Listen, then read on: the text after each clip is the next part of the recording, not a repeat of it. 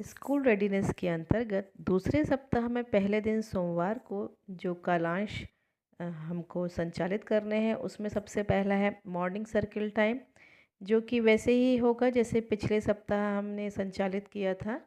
दूसरा कालांश है स्वतंत्र खेल। इसमें भी कक्षा कक्ष के 4 स्वतंत्र जो कोने हैं खेल के, वहाँ पर बच्चों को स्वतंत्र रूप से खेलने देना है। इसमें भी वैसे ही संचालित होगा जैसे पिछले हफ्ते हुआ था।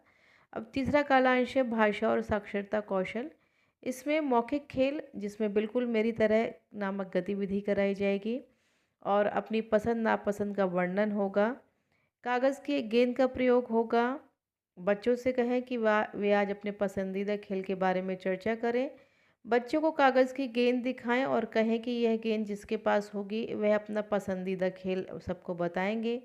बाकी बच्चों को ध्यान से सुनने के लिए कहें। अगर किसी अन्य बच्चे के पसंद भी वैसी ही है तो उन्हें कहें कि वे अपना हाथ उठाएं और ज़ोर से कहें और बिल्कुल मेरी तरह। पहले अपना पसंदीदा खेल बच्चों को बताएं, फिर कागज़ की गेंद एक एक करके बच्चों के बीच आगे बढ़ाते जाएं।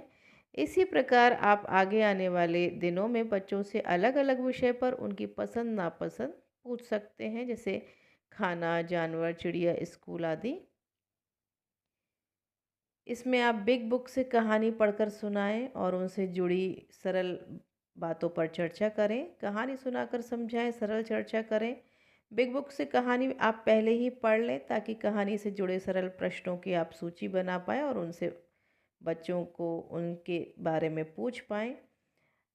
आप बच्चों को एक गोले में बैठा लें और उनको पहले सहज कर लें। इसके बाद आप किताब का मुख्य पृष्ठ सभी बच्चों को दिखाएं। कहानी के बारे में अनुमान लगाने को कहें, जैसे कि इस चित्र में आपको क्या दिख रहा है, ये कहानी किसके बारे में है। अब आप किताब के सभी पृष्ठों को पलटते जाएं और पृष्ठों पर बने चित्रों के आधार पर बच्चों से कहानी का अनुमान लगाने को कहें और हाव भाव से कहानी को पढ़ें।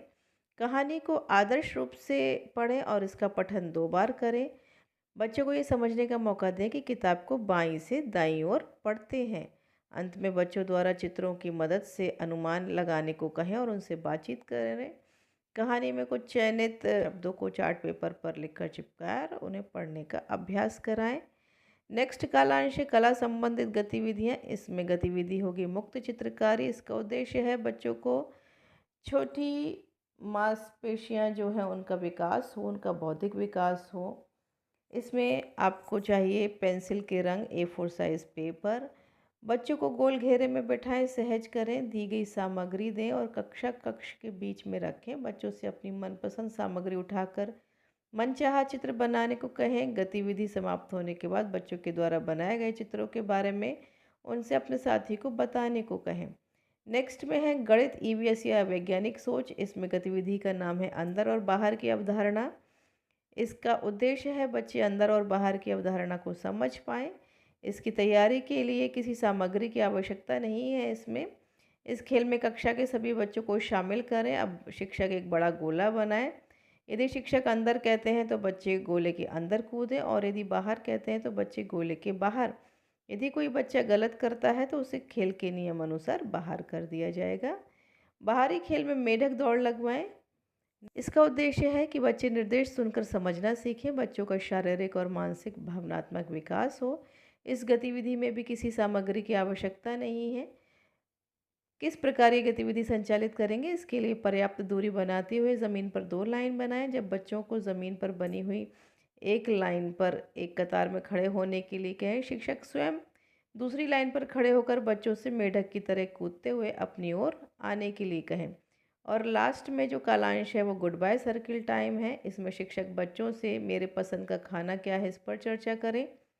बच्चों के अनुभव को शामिल करें। बच्चों में इससे सामाजिक और भावनात्मक विकास होगा। इस गतिविधि में किसी भी सामग्री की आवश्यकता नहीं है। कक्षा में सौहार्दपूर्ण वातावरण बनाएं और बच्चों के साथ कोई स्थानीय खेल या कविता, गीत पूरे हाव भाव के साथ करवाएं। इसके लिए बच्चों को 5 मिनट का समय दें। अब आप बच्चों को गोल घेरे में बिठाएं, सहज करें, बताएं कि आज हम लोग अपने पसंद के खाने के बारे में बातचीत करेंगे। फिर शिक्षक अपने पसंदीदा खाने के बारे में बच्चों को बताएं। बच्चों से उनके पसंदीदा खाने के बारे में पूछें। शिक्षक बच्चों से बातचीत के दौरान उनकी पसंद और नापसंद जानने का प्रयास करें और ये सुनिश्चित करें कि सभी बच्चे इस गतिविधि में शामिल हों। तो ये थे सोमवार को संचालित किए जाने वाले कालांश और किस कालांश में क्या करना है स्कूल रेडीनेस के अंतर्गत। फिर मिलूंगी आपसे मंगलवार के कालांशों के साथ। तब तक के लिए गुड बाय।